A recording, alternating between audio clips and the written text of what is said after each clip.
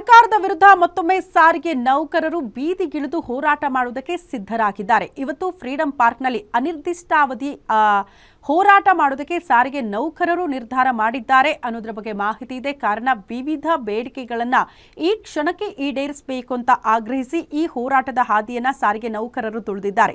ಇವತ್ತಿನಿಂದ ಅಹೋರಾತ್ರಿ ಉಪವಾಸ ಸತ್ಯಾಗ್ರಹಕ್ಕೆ ನಿರ್ಧಾರ ಮಾಡಿದ್ದು ನೌಕರರ ಒಕ್ಕೂಟದ ನೇತೃತ್ವದಲ್ಲಿ ಪ್ರತಿಭಟನೆ ಮಾಡೋದಕ್ಕೆ ನಿರ್ಧಾರ ಆಗಿದೆ. ಒಂದು ಕಡೆ ಸಾರಿಗೆ ನೌಕರರ ಜಂಟಿ ಕ್ರಿಯಾ ಸಮಿತಿ ಆಗಸ್ಟ್ 5ರಿಂದ ಮುಷ್ಕರಕ್ಕೆ ಕರೆ ಕೊಟ್ಟಿದ್ರೆ, ಮತ್ತೊಂದು ಕಡೆ ಕೆಎಸ್ಆರ್ಟಿಸಿ ನೌಕರರ ಒಕ್ಕೂಟ ಮುಷ್ಕರಕ್ಕೆ ಮುಂದಾಗಿದೆ. ಪ್ರತಿಭಟನೆಯಲ್ಲಿ 4 ನಿಗಮಗಳ ನೌಕರರು ಭಾಗಿಯಾಗಲಿದ್ದು 40 ವರ್ಷಗಳಿಂದ ವೇತನ ಹೆಚ್ಚಳದಲ್ಲಿ ತಾರತಮ್ಯ ಆಗ್ತಾ ಇದ್ರೂ ಕೂಡ ಅದನ್ನ ಬಗೆಹರಿಸುವುದಕ್ಕೆ ಸರ್ಕಾರ ಮುಂದಾಗಿಲ್ಲ. ಈ ಸರ್ಕಾರ ಬಂದು 2 ವರ್ಷ ಕಳೆದಿದ್ರೂ ಕೂಡ ನಮ್ಮ ಬೇಡಿಕೆ ಈ ಕ್ಷಣದ ತನಕ ಕೂಡ ಈಡೇರಿಲ್ಲ. ಸರ್ಕಾರ ಪ್ರಣಾಳಿಕೆಯಲ್ಲ ಕೊಟ್ಟ ಮಾತನ್ನ ಉಲ್ಲಂಘನೆ ಮಾಡ್ತಾ ಇದೆ ಅಂತ ಆರೋಪ ಮಾಡಿ ಸಾರಿಗೆ ನೌಕರರು ಇವತ್ತಿನಿಂದ ಉಪವಾಸ ಸತ್ಯಾಗ್ರಹಕ್ಕೆ ನಿರ್ಧಾರ ಮಾಡಿದ್ದಾರೆ.